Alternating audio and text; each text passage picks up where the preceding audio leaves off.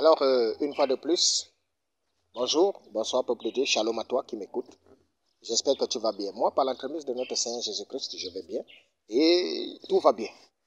Comme je ne cesse de te le dire, tout va bien. En tant qu'enfant de Dieu, tout va bien. Tout va bien, pourquoi? Ça ne signifie pas que tu n'as pas de problème. Ça ne signifie pas que tu n'as pas de preuves. Ça ne signifie pas que la vie est rose. Mais ça signifie que, en dépit de tout ce qu'il y a, tu sais que tu ne peux pas régler un problème. Pourquoi je m'inquiète de quelque chose que je ne peux pas régler? Par conséquent, si Jésus-Christ est avec moi, c'est lui qui s'occupera de tout, alors tout va bien. Tout va bien parce que je ne vais pas m'encombrer avec des pensées inutiles, superflues. Je ne vais pas m'encombrer avec la crainte qui ne me permettent pas d'avancer parce que la peur, c'est l'ennemi de la foi. Pourquoi est-ce que je vais venir craindre des choses que je ne peux pas combattre ou gérer? Jésus-Christ est là pour ça. S'il est réellement réel, alors il doit. S'il est vraiment réel, alors il doit s'occuper. Mais il s'en occupe. Et il met en sécurité tous ceux qui sont à son service. Et tous ceux qui sont ses enfants savent que tout va bien. Alors, est-ce que c'est le cas pour toi? À cause des problèmes, tu pleures. À cause des problèmes, tu es soucieux, inquiet. Tu es frustré. Tu n'arrives pas à dormir. Pourquoi? Tu n'honores pas Dieu par ce comportement. Oui, il n'était pas interdit de pleurer. Tu peux pleurer à un moment donné, mais ressaisis-toi rapidement et reviens devant la présence de Dieu. C'est ça le partage des enfants de Dieu. Nous savons que notre Dieu est là et notre Dieu pourvoira. C'est le temps de Dieu que nous ne connaissons pas parce que Dieu a un temps pour chacun de nous. Et comme nous ne connaissons pas quel est le temps, nous devons toujours rester devant sa face afin que nous ne soyons pas surpris par quoi que ce soit ou par un événement fâcheux. Aujourd'hui, j'aime bien te balader dans les Saintes Écritures. Comme je ne cesse de te dire, tout ce que tu me vois faire ici, je n'entre pas en profondeur. Je viens juste te tirer juste des sujets sommaires comme ça pour que tu saches qu'il y a des enseignements en profondeur, pour que tu saches qu'il y a des révélations en dessous. Et pour cela, donc, je partage juste ce point de vie avec toi pour que de là où tu es, si tu as eu à perdre espoir, si tu es dans la contradiction, la confusion, ou si tu es perdu à un moment donné, que tu saches que Dieu est réel. Et on ne peut pas étouffer l'Esprit de Dieu. Et on ne peut pas éteindre une lumière, une lampe que Dieu a allumée. On ne peut pas combattre un homme que Dieu utilise. Et je m'identifie, je ne suis pas le seul d'ailleurs. Il y a plusieurs hommes de Dieu. Nous sommes nombreux les serviteurs de Dieu dans ce monde. Et ce qui est là, c'est que lorsque Dieu est dans une œuvre, elle est toujours combattue.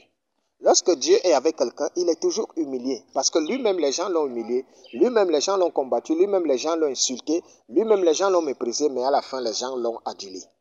Pourquoi? Parce que Dieu est souverain. Aujourd'hui, je viens te parler de l'erreur d'Ézéchias. L'erreur d'Ézéchias. Pour te dire, enfant de Dieu, apprends à vivre caché. Alors nous allons lire le livre de 2 Rois, chapitre 20, du 12e verset au 18e, ou au 19e, en tout cas. Nous verrons jusqu'où nous pourrons aller. 2 Rois, chapitre 20, du 12e verset au 20e, 19e. En voici la teneur. En ce même temps, Baladan, fils de Baladan, roi de Babylone, envoya une lettre et un présent à Ézéchias, car il avait appris la maladie d'Ézéchias. Ézéchias donna audience aux envoyés et il leur montra le lieu où étaient ces choses, des prix d'argent et l'or, des aromates de l'huile précieuse, son arsenal et tout ce qui se trouvait dans ces trésors. Il n'y eut rien qu'Ézéchias ne leur fit voir dans sa maison et dans tous ses domaines. Ésaïe le prophète vint ensuite auprès du roi Ézéchias et lui dit: Qu'ont dit ces gens-là? Et d'où sont-ils venus vers toi? Ézéchias répondit: Ils sont venus d'un pays éloigné de Babylone. Ésaïe dit encore: Qu'ont-ils vu dans ta maison? Ézéchias répondit: Ils ont vu tout ce qui est dans ma maison, et il n'y a rien de mes trésors que je ne leur ai fait voir. Alors Ésaïe dit à Ézéchias: Écoute la parole de l'Éternel. Voici, les temps viendront où l'on emportera à Babylone tout ce qui est dans ta maison, et ce que tes pères ont amassé jusqu'à ce jour. Il n'en restera rien, dit l'Éternel. Et l'on prendra de tes fils ceux qui seront sortis de toi, que tu auras engendrés pour en faire des eunuques dans des palais des rois de Babylone. Ézéchias répondit à Isaïe, la parole de l'Éternel que tu as prononcée est bonne.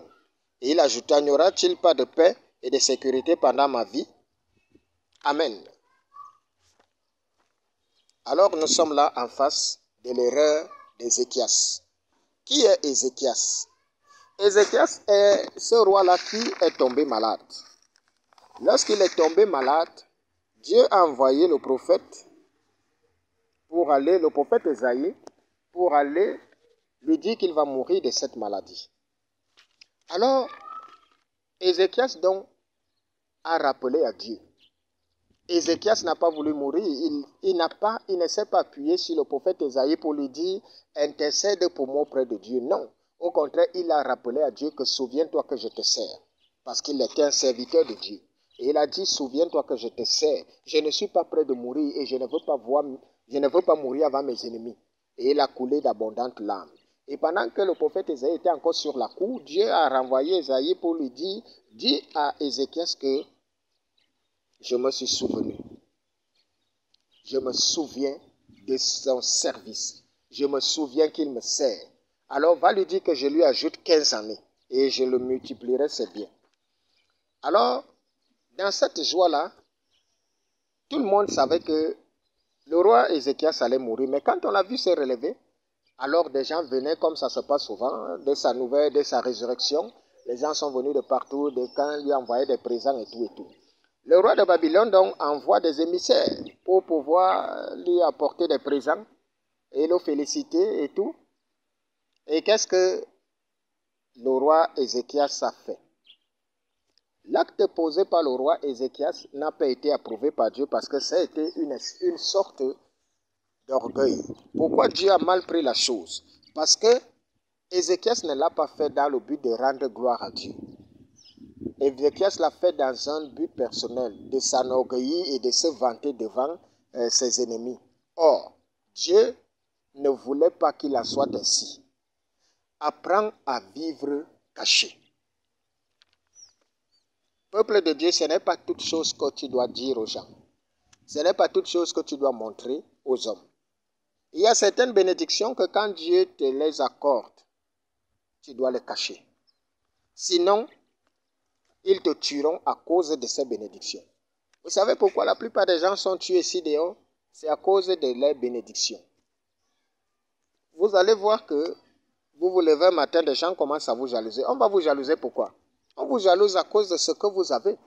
Et maintenant, quand vous exposez ça au grand jour, on va vous tuer. Pour ça, parce qu'il se dit donc, mieux tu vas partir d'ici. Et on verra encore par quoi ou avec quoi tu vas t'exhiber.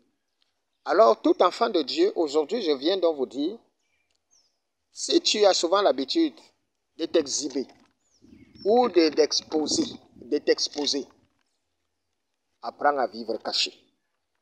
Apprends à vivre caché parce que ce n'est pas toute chose qu'il faudrait dire.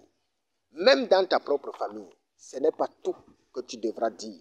Ce n'est pas tout que tu devras montrer. L'acte que le roi Ézéchias, là voilà que Dieu vient à peine de sortir de la mort. Vous voyez un peu? Dieu vient à peine de le sortir de la mort. Et là, dès l'instant qui suit, il retombe dans la mort. Pourquoi? Parce que quand il s'est relevé, il a voulu d'abord, c'est un sursaut d'orgueil. Il était fier de lui. Et il ne prend pas la peine de consulter Dieu pour lui demander qui sont ces gens. Parce qu'on ne reçoit pas tout le monde. Est-ce que quand le roi de Babylone avait envoyé les émissaires, c'était pour venir regarder c'était pour venir regarder et espionner tout ce qu'il y a. Et cependant, c'est le roi Ézéchias lui-même qui a ouvert les portes. Il les a montré toutes choses dans sa maison. Tout. Une erreur monumentale que beaucoup commettent souvent aussi. Aujourd'hui, c'est Ézéchias qui l'a commise. Hier, c'est Ézéchias qui l'a commise, autant pour moi. Aujourd'hui, c'est toi qui commets ces erreurs. Tu as souvent l'habitude de raconter toutes choses. Parfois, il faudrait savoir qu'il y a des bénédictions que quand Dieu te les accorde, tu gardes le silence.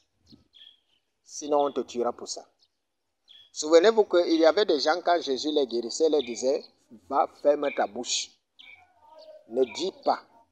Ne dis même pas que c'est moi ou qu'on se connaît. Et Quand regardez un peu les personnes que Christ guérissait, quand ils allaient pour dire j'ai été guéri par Christ, au même moment, qu'est-ce qu'on voulait souvent les faire? On voulait lapider et le Christ et cette personne au même moment. Même Lazare qui a été ressuscité de la mort, on a cherché à retuer Lazare à cause de la résurrection de Christ. Pourquoi? Parce que vous ne savez jamais ce que des gens ont contre vous dans le cœur. Et pendant que vous allez vous lever pour pouvoir exposer ce que Dieu fait, pour pouvoir démontrer, oui, vous pouvez laisser Dieu lui-même montrer ce qu'il fait, mais vous-même cachez-vous. Un homme qui est béni de Dieu n'a pas besoin d'aller s'exhiber sur les réseaux sociaux comme je vois souvent certaines personnes qui affichent leur superflu. Quand vous le faites, ce n'est pas déjà de la volonté de Dieu. Par conséquent, un enfant de Dieu ne fait pas de pareilles choses. Il y a des gens qui vivent dans la discrétion. Il y a des gens qui vivent cachés. Et c'est comme ça que Dieu nous demande d'être. Soyez discrets partout où vous êtes.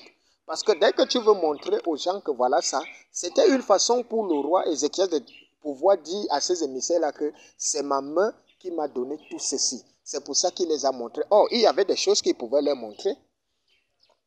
Il s'arrêtait superficiellement là. Et il allait cacher sa pousse. Parce que pendant qu'il montrait à ces inconnus qu'il ne connaît pas, et ils étaient donc en train de mûrir une jalousie en se disant, ah donc, tu as toute cette raison. Non, on croyait même que tu n'avais rien. D'accord. Et ils sont allés faire un rapport à leur roi. Et Dieu lui a donc dit, parce que ce n'est pas Dieu qui est venu déclencher ça, c'est Ézéchias lui-même qui a été à l'origine de sa chute. Et Dieu lui a dit, sache donc qu'ils viendront à cause de l'acte que tu as posé. Ce n'est pas une malédiction que Dieu a mise sur sa route, non. C'est l'acte que Ézéchias pose qui engendre la condamnation dans sa maison. Dieu lui dit, pendant que toi tu leur montrais donc toutes ces choses, ils étaient pétris de jalousie et d'envie.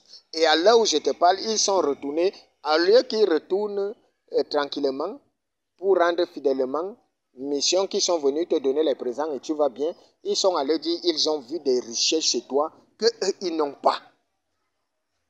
Et à cause de ça, ils ne vont pas se limiter qu'à tes richesses, ils vont s'accaparer de tes enfants qui deviendront des esclaves dans leur maison. Pourquoi? Parce que tu n'as pas consulté l'Éternel avant de poser cet acte. Tu l'as fait dans un souci d'orgueil. Tu voulais t'enorgueillir devant et pouvoir te vanter. Toute personne qui exhibe ses biens, c'est parce qu'il veut s'enorgueillir. C'est parce qu'il veut dire aux gens, bon voilà, j'ai travaillé de ma propre main, voilà tout ce que j'ai. Et à partir de ce moment, quand vous le faites, vous ne savez jamais les qui sont devant vous.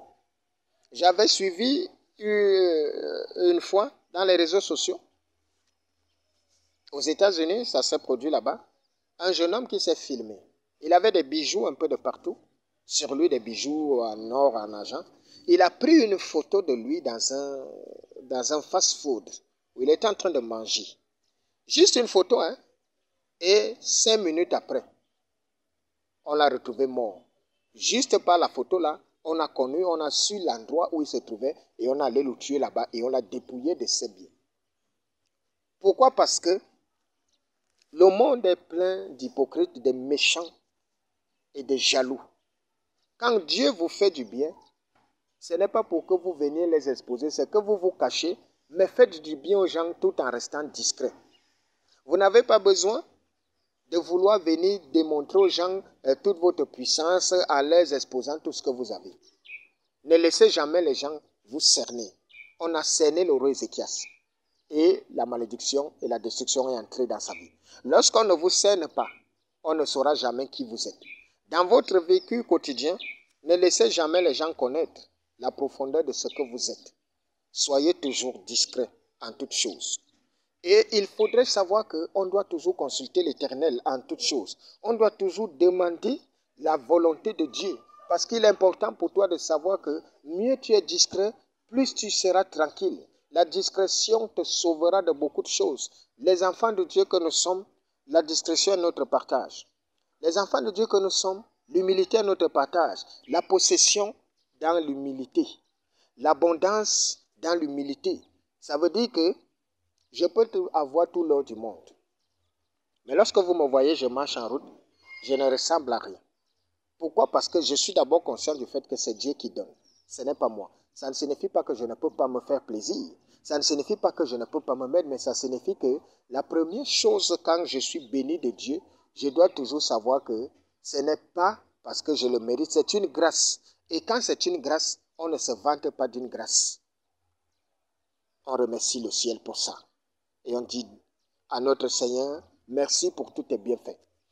Il y a des gens qui ne savent pas donc épouser la discrétion, qui ne savent pas se cacher, qui ne savent pas, qui veulent tout raconter, qui veulent tout rapporter. C'est à vous que je m'adresse aujourd'hui. Bien-aimés, ce n'est pas tout qu'on dit. Ce n'est pas tout qu'on démontre. Ce n'est pas tout qu'on prouve. Même dans l'œuvre de Dieu, sachez qu'il y a un moment où il faut être caché. Vous savez comment le Christ vivait? Il y avait des moments, pourquoi il est mystérieux?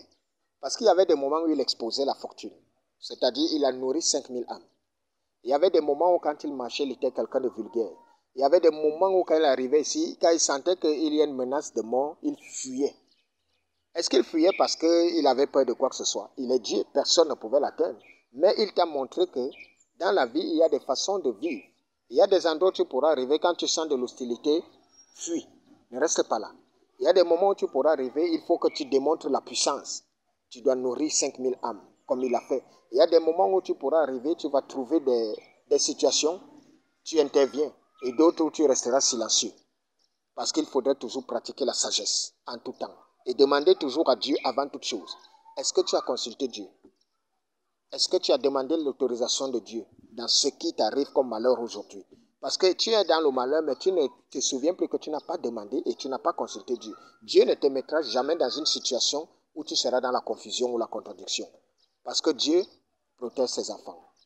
Je partage cette parole avec toi afin que tes yeux s'ouvrent. Il y a aussi un aspect spirituel de la révélation dans ce passage. Je préfère juste rester d'abord sommairement dans l'exhortation et nous en reviendrons puisque la marche elle est là et Dieu seul fait son œuvre. Que le Seigneur te bénisse et que sa main soit établie dans nos vies maintenant pour les siècles des siècles. Bye bye.